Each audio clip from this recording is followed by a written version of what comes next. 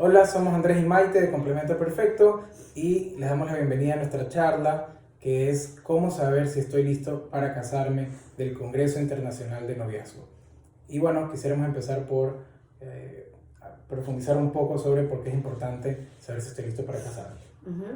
A ver, primero es necesario decir que este tema es sumamente importante. Quizás para algunos podamos decir, y bueno, ¿qué pasa si no me hago la pregunta si estoy listo o no estoy listo? Simplemente lo hago. Ese tema sí es importante porque, ¿qué pasa? Todos, ¿qué queremos? Todos queremos ser felices. Entonces, si yo no estoy listo para casarme realmente, de una forma libre y un montón de características que luego vamos a decir, entonces quiere decir que no estoy listo para casarme. O quizás lo estoy haciendo por presión o por alguna razón específica, o porque quedé embarazada, o porque es la última opción que tengo, o porque... o X miles de razones, pero no son las razones correctas. Entonces podría no ser feliz y no terminar muy bien, para mí o para la otra persona. No solamente de mi lado, sino también que la otra persona esté consciente a lo que vamos a llegar, consciente de lo que estamos decidiendo. Sí, y con respecto a esto, la clave para saber si estoy listo para casarme tiene un nombre y ese nombre es la certeza moral. La certeza moral, por explicarlo de alguna manera, es la garantía que te dice, ¿sabes qué? Yo puedo casarme con esta persona. Pero esta certeza moral, ¿verdad? Esta especie de garantía que tenemos para dar ese paso, no es una certeza absoluta. O sea, yo no puedo decir, así como 1 más 1 es 2, no puedo decir, ok, 1 más 1 es 2, entonces nos casamos y ya estamos seguros. La certeza moral es tener criterios, argumentos indispensables para decir, yo en mi sana conciencia frente a Dios, aún no teniendo todo controlado ni todo seguro, puedo decir que me he esforzado en conocerme, en conversar, en discernir si tenemos que estar juntos, y después de ver eso, veo que podemos tener una vida juntos, estar juntos y casarnos. ¿Ya? Eso es la certeza moral, es tener una idea, es tener un argumento para el cual poder decir voy a dar este paso. Lo contrario a la certeza moral no es tener una certeza absoluta, ese es otro nivel, es no hacerse la pregunta, es decir, me caso porque ya pues me toca, sin realmente preguntarte, decirte esas preguntas que son duras, ¿no? Que es, somos el uno para el otro, cómo está nuestro proyecto en común, nos vemos juntos, nos conocemos lo suficiente, y bueno, ¿qué es lo interesante? Que esta certeza moral, como yo decía, no es algo que Dios te lo da de la nada, es algo que tú tienes que ir descubriendo. O sea, Dios jamás, y siempre digo esto, jamás te va a enviar un correo electrónico diciéndote, esta es tu vocación, o esta es la persona con la cual quiero que compartas tu vocación. Eso no pasa. ¿Ya? Dios nos da libre albedrío y en nuestra libertad nos permite ir descubriendo a qué cosa Él nos llama y también cómo se ve ese camino. En el caso de quien se casa, cómo es esa otra persona y si es que juntos van a poder estar en esa vocación. Entonces no es algo como un correo electrónico, sino es un proceso. Y frente a ese proceso nosotros proponemos, no de manera exclusiva, pero sí 2 herramientas que creemos que son muy importantes. Esta primera herramienta es un itinerario de noviazgo. Ya, un itinerario es como un camino. Y un camino tiene un inicio y tiene un fin. Entonces el noviazgo tiene como fin potencialmente el matrimonio, ¿ya? Y en este camino hacia el matrimonio pues tienen que pasar varias cosas. Nosotros les proponemos 4 cosas en esta primera herramienta que tienen que considerar y que si ustedes dicen, ¿sabes qué? Yo creo que en la medida de lo posible lo hemos hecho, pues creo que es un buen signo de que estamos preparados para casarnos. Nosotros ahorita no vamos a hablar tanto de si es que las finanzas te dan lo suficiente para casarte, o no vamos a hablar de eso. Lo que vamos a hablar es del ámbito más espiritual, psicológico y emocional. Entonces, el primero en este itinerario del noviazgo hacia el matrimonio, lo que creemos que es súper importante es hacerte la pregunta. Primero, ¿nos conocemos profundamente los dos? ¿Sí o no? Y aquí la clave está en profundamente, no solo conocernos y saber, bueno, cuáles son los colores. No solamente es... Yeah. ¿Y qué tenemos que hacer entonces para conocernos profundamente? Ya.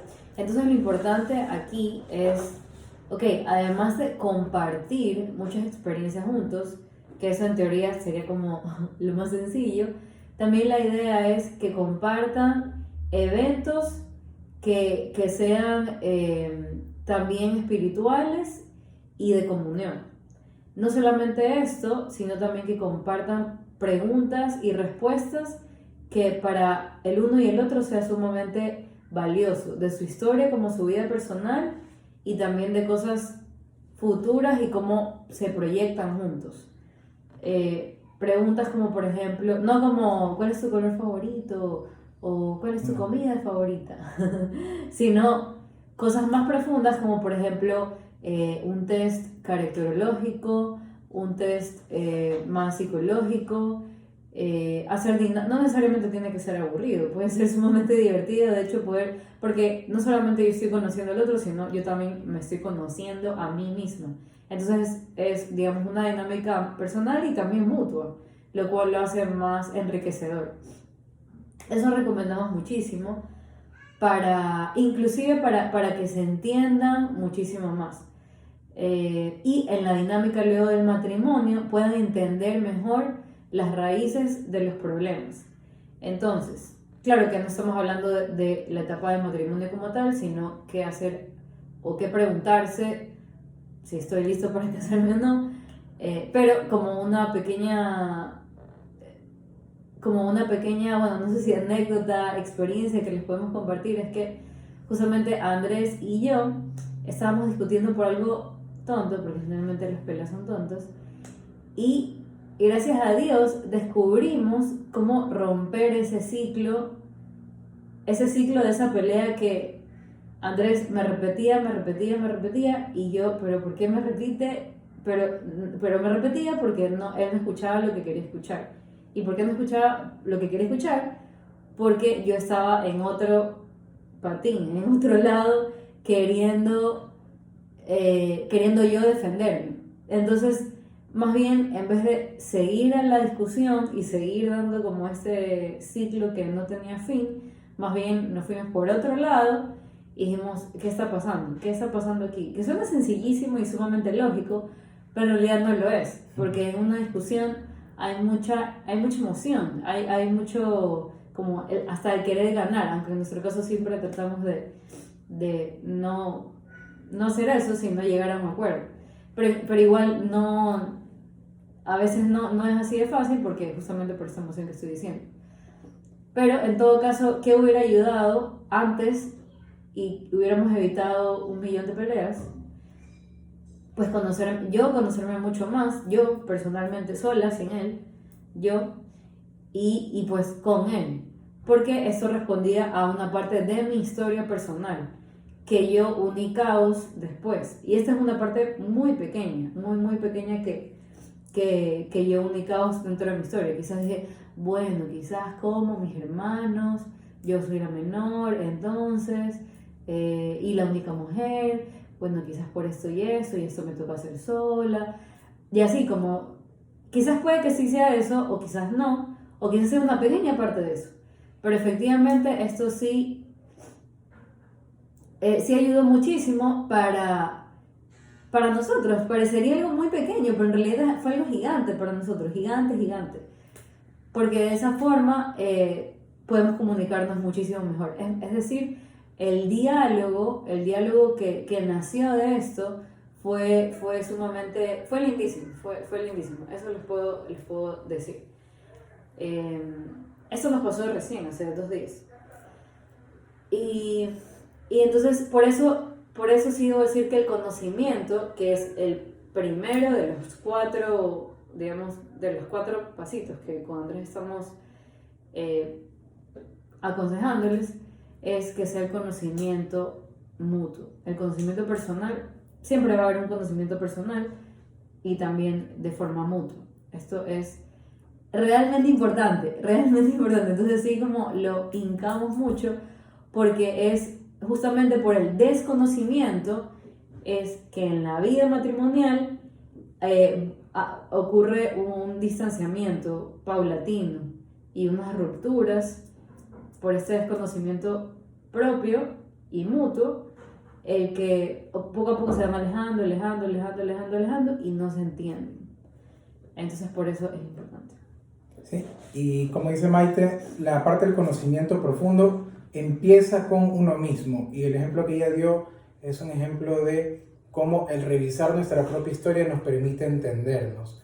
A veces hay que entender que la historia que tenemos, hay cosas bonitas, pero también hay veces cosas que nos han herido. A veces puede haber miedos, y son cosas que se requiere sanar, son cosas que hay que reconciliar para poder ofrecer al otro lo mejor de uno mismo. Ahora, si bien hay que conocerse uno, también tenemos que conocernos mutuamente, y a veces nos toca hacernos algunas preguntas incómodas que me gustaría que Maite las pueda compartir también. Bueno, yo siempre, bueno, no siempre, pero a veces sí hago como en las charlas o en los live, digo, digamos que, bueno, todavía no me he casado con Andrés, entonces, esto realmente sí pasó. Yo le dije, ¿qué pasa si yo te soy infiel? ¿O qué pasa si tú me eres infiel? ¿Qué pasaría? ¿O qué pasa si yo no quiero tener, yo sí quiero tener hijos y de hecho tenemos Amanda? Pero ese es un ejemplo. ¿Qué pasa si yo no puedo tener hijos más bien? No es que quiero y poder son cosas distintas. Entonces, ¿qué pasa si yo no puedo? Igual, ¿estás dispuesto a estar conmigo? O quisieras adoptar. O ¿qué pasa si yo me quiero ir a Canadá a vivir? Tú estás dispuesto. O sea, yo de verdad lo quiero, siempre lo he querido. Es uno de mis sueños. Tú me acompañarías, estás dispuesto a como seguir nuestra familia y mudarnos a Canadá. O me perdonarías si hago esto.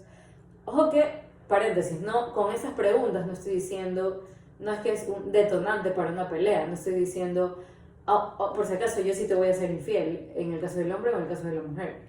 No, ninguno, ni él ni yo, por supuesto que vamos a luchar para ser felices, lógicamente. Pero hay que también vivir en un mundo realista, no tan romántico. Pero ¿por qué digo realista? Porque las personas tenemos pues pecado y tenemos muchas cosas por reconciliar. Entonces yo he tenido casos de cerca, pero ese es otro tema, el tema de la infidelidad, que el que ocasiona. Ya, entonces, como estábamos diciendo, la persona que es infiel es también una víctima. ¿Por qué? Porque también ha vivido cosas que lo han traumado, que lo han llevado a eso, que no se siente amado, que no se siente amado no desde el matrimonio, sino desde mucho antes, o tiene tal inseguridad en específico que no reconcilió, o bueno, en sí, este es como un pequeño paréntesis que estoy haciendo en todo lo que estoy hablando. Pero en conclusión, es importante hacerse todas las preguntas incómodas también posibles.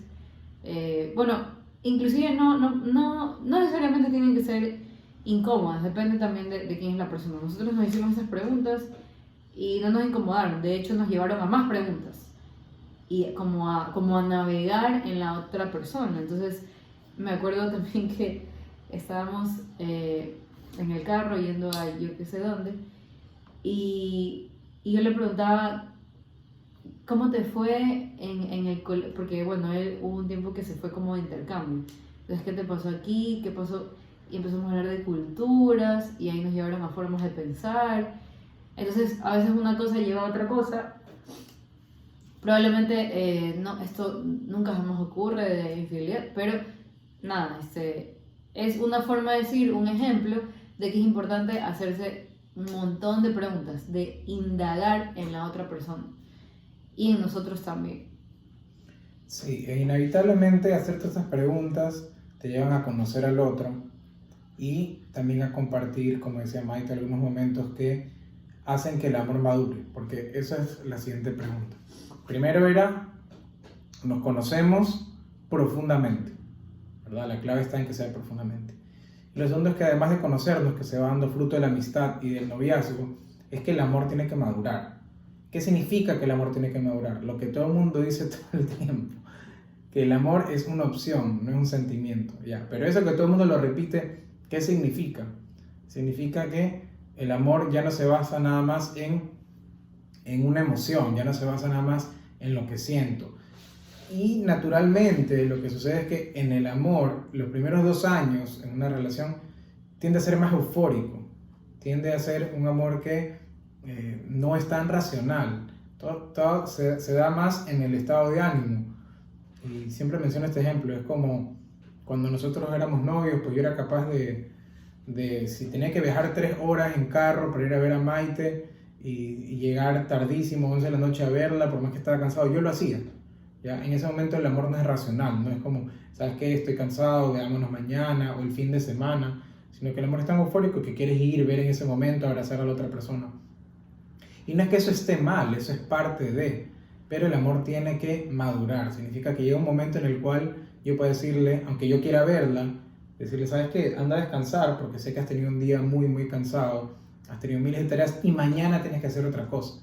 Entonces yo no tengo ningún problema en que no nos veamos hoy.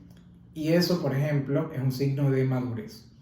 Otro signo de madurez que se van dando es en la medida que hay peleas, porque al inicio no las hay tanto, pero después la va viendo en el tiempo de noviazgo y en el matrimonio también, cómo vamos reaccionando ante esas peleas también es un signo de madurez. Y vamos viendo si es que podemos soportar este tipo de cosas, si estamos preparados para hacerlo. No significa que si tienes peleas no van a poder estar juntos. El problema no son las peleas, es cómo las manejan.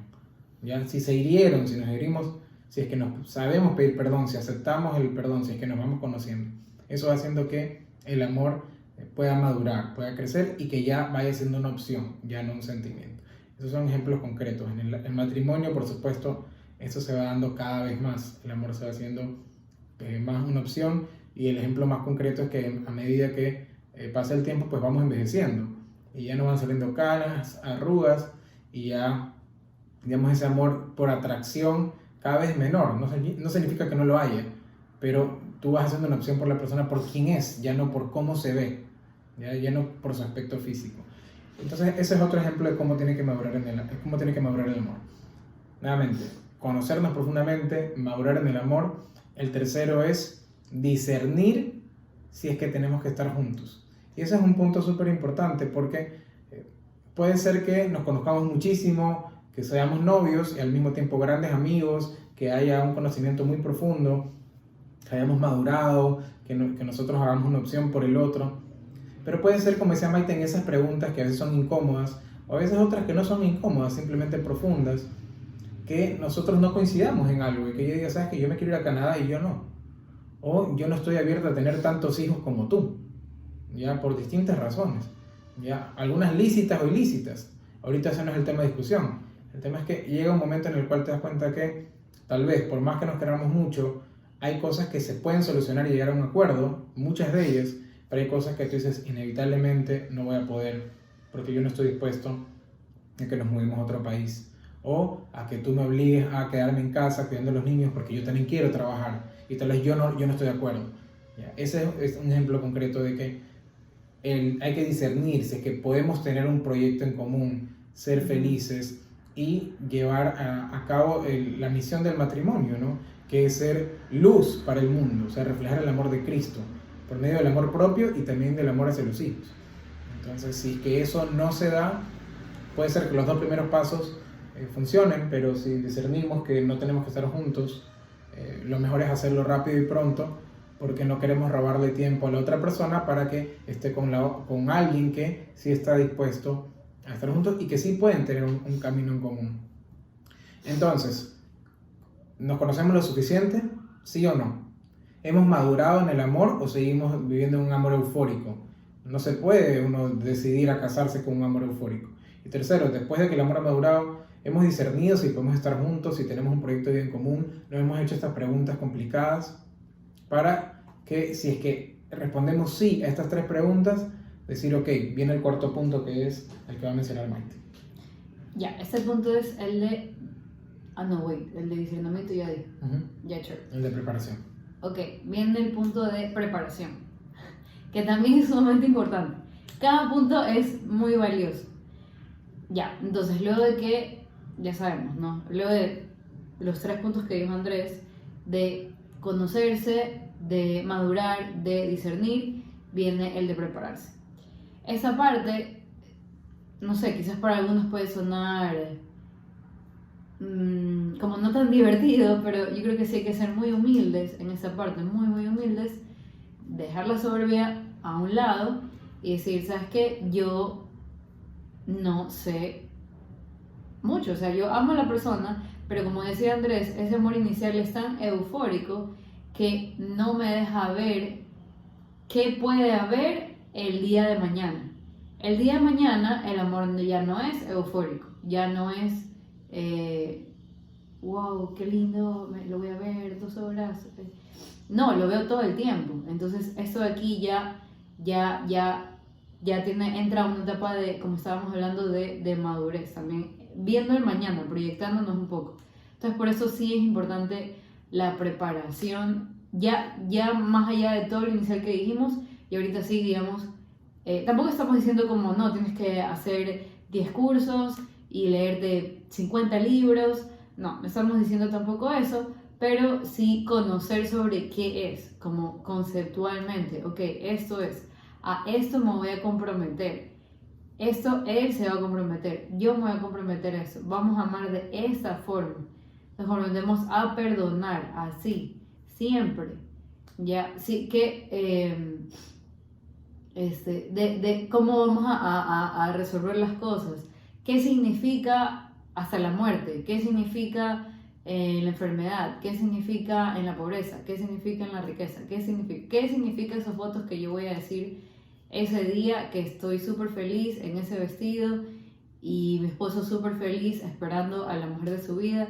pues hermosísimo, pero qué significan esas palabras, no solamente un sí hueco como sí, acepto, no, sino sí, acepto y qué es eso que estoy aceptando.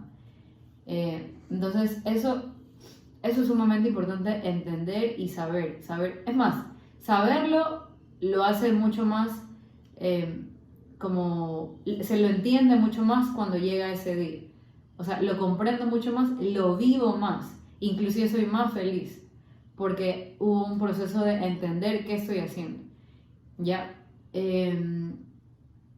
A ver, de ahí hay esta parte, le voy a pedir a Andrés que hable, que son las características de esta decisión, que son libre. Bueno, probablemente lo vayan a ver en alguna de las otras charlas, sobre todo en la etiología del cuerpo. Y es que cuando tú te casas tienes que tener la conciencia de que el amor tiene que ser total, tiene que ser libre, tiene que ser fiel y fecundo. Tanto así que si esto no se cumple, puede haber nulidad matrimonial. Ahora, lo que es súper interesante de estas características es que te deben entender que eso tú tienes que vivir. Inclusive cuando nosotros estamos en la monición, escrutinio, consentimiento y confirmación de consentimiento, que es la liturgia del matrimonio, que es súper bonito. No sé si alguien vaya a hablar de la liturgia del matrimonio, pero lo que hace el sacerdote no es casarnos, nosotros nos casamos, nosotros somos los ministros. Lo que hace el cura nada más es hacernos algunas preguntas para asegurarnos que nosotros estamos conscientes del paso que estamos dando. Él nos pregunta si venimos libres, sin ser coaccionados. Ahí uno le pregunta si el amor es libre. ¿Verdad? Si es que nosotros nos venimos a entregarnos totalmente y si es que estamos abiertos a tener hijos y educarlos en la fe. Finalmente, eso habla de la totalidad del amor y de la fecundidad. En los votos, cuando digo prometo serte fiel, lo decimos textualmente. Prometo serte fiel en la salud, en la enfermedad, en la prosperidad y en la adversidad. Entonces estamos comprometiéndonos a vivir ese amor que es total, libre, fiel y fecundo. Eso es algo que hay que tener en cuenta. Con respecto a la preparación, lo que dice Maite es, ok, ya nos conocemos, ya maduramos, ya discernimos, definitivamente queremos estar juntos y vamos a hacer lo posible, vamos a prepararnos. Esta preparación tiene que ser para el sacramento, pero eso sí es bueno tener una idea al menos de la liturgia, de lo que estamos conversando, ¿a qué estoy respondiendo? ¿Cuáles son los votos que estoy diciendo? ¿Por qué tiene que haber comunión en la misa? ¿Ya? Todo eso, ¿qué tiene que ver la comunión, el sacrificio de Cristo con el matrimonio? ¿Qué tiene que ver? Tiene todo que ver, pero ok, ahorita no nos va a dar el tiempo para profundizar en ello, pero sí hay que entenderlo. Además de prepararme para el sacramento, que es el matrimonio, también hay que prepararnos para el matrimonio como tal. La traducción más sencilla, la vida conyugal, para el día a día, donde yo tengo que entender que Maite y yo tenemos distintas formas de ser, tenemos distintas culturas, tenemos distintas historias familiares, una forma de crianza distinta, y vamos a crear una nueva cultura familiar, y eso implica también prepararnos para ello, entender ya de forma muy concreta, ejemplos que pueden parecer tontos, qué vamos a hacer los días domingos, ¿ya? O cómo van a ser nuestros horarios si los dos trabajamos. Si llegamos a tener un hijo, ¿qué vamos a hacer? ¿Cómo vamos a manejar nuestras finanzas? Eso también hay que conversarlo, porque lo que no puede pasar es que llegue un momento que nos casamos y bueno, ¿qué hacemos? No sé, tú mira lo que haces, tú manejas tus finanzas, yo las mías, y cada quien como que simplemente estamos solteros, pero vivimos juntos bajo un mismo techo. Y de eso no se trata, sino que es dos personas que ya no son dos, sino que son una sola carne y un solo espíritu, como dice Juan Pablo II.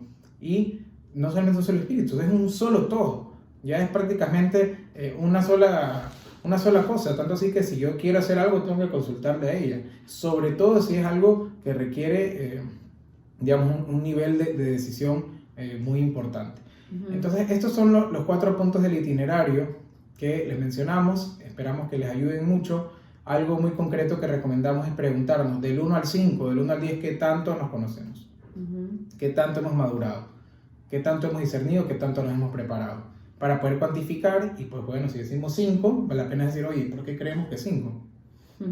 No sé, a nivel de preparación, porque no sé qué es el sacramento, no sé los votos, no sé qué es lo que enseña el catecismo sobre el matrimonio, ¿ya? Entonces no es que me toca aprender de memoria, por lo menos leerlo, ¿ya? Y yendo al último punto, porque les dijimos 2 herramientas, la primera es este itinerario de noviazgo con el fin potencial que es el matrimonio, y también la otra es, que está relacionado con el primer punto, pero es poder tener un proceso de reconciliación de la historia personal, poder revisar mi historia, ir hacia atrás y entenderme, saber quién soy, de dónde vengo, porque el conocimiento mutuo es clave, pero no hay conocimiento mutuo si es que no hay conocimiento propio. Es decir, Maite no puede saber qué color a mí me gusta si yo no se lo digo, por mencionar el ejemplo más sencillo.